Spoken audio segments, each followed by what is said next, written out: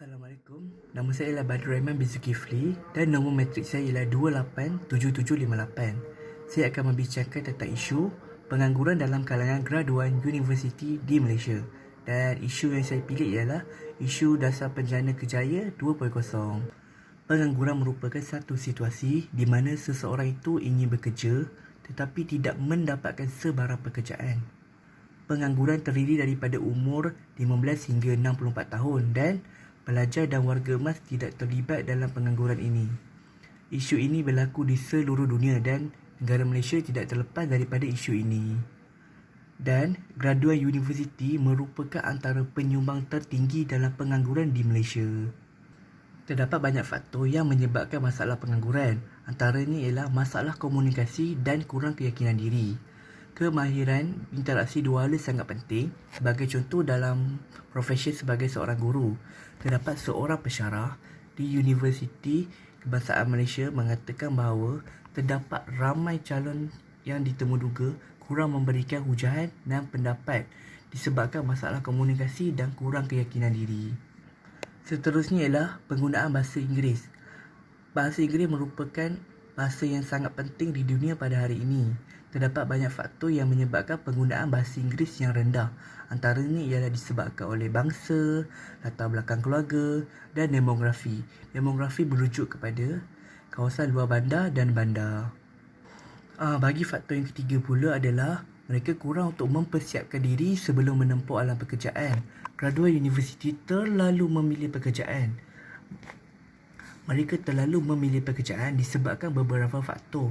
Antara faktor ni ialah persekitaran pekerjaan yang bersih, gaji yang rendah dan pekerjaan itu haruslah mencapai standard yang mereka mahukan. Manakala faktor yang keempat pula adalah kurang mempromosikan diri.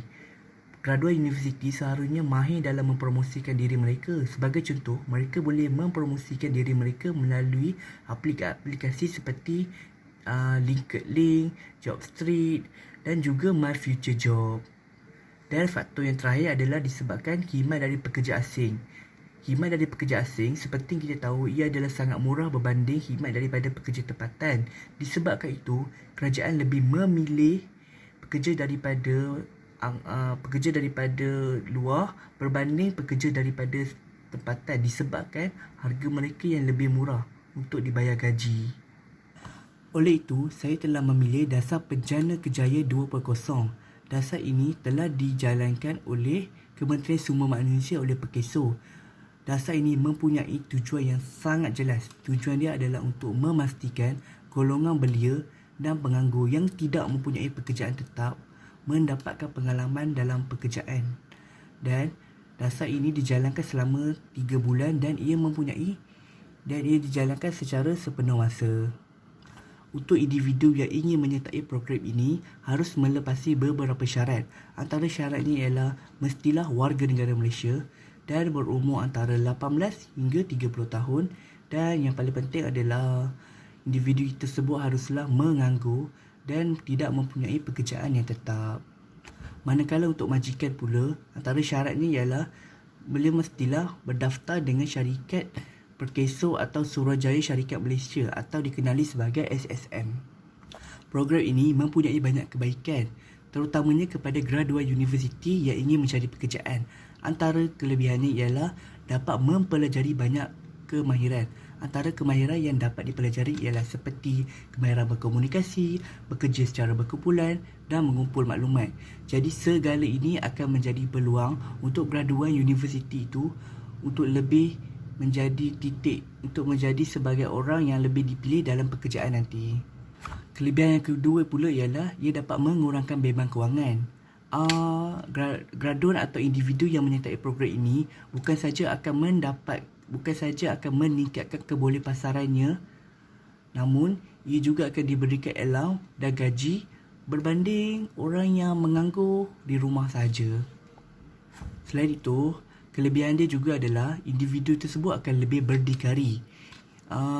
Individu atau graduan yang menyertai program ini akan lebih matang dan mereka akan lebih mempersiapkan diri sebelum menempuh alam pekerjaan yang lebih mencabar dan lebih mencabar. Manakala majikan jika tidak terlepas daripada kelebihan yang akan dapat daripada program ini. Antara kelebihan yang majikan akan dapat ialah mereka akan menerima RM1,200 sebagai gaji atau allowance minimum yang akan diberikan kepada pekerja mereka. Dan pekerja juga bukan saja akan mendapatkan gaji, malah mereka juga akan menerima allowance kesediaan kerja. Jadi, banyak kelebihan yang akan diterima oleh individu atau graduan yang menyertai program Dasar Penjana Kerjaya ini. Oleh itu, sekian, terima kasih dari saya.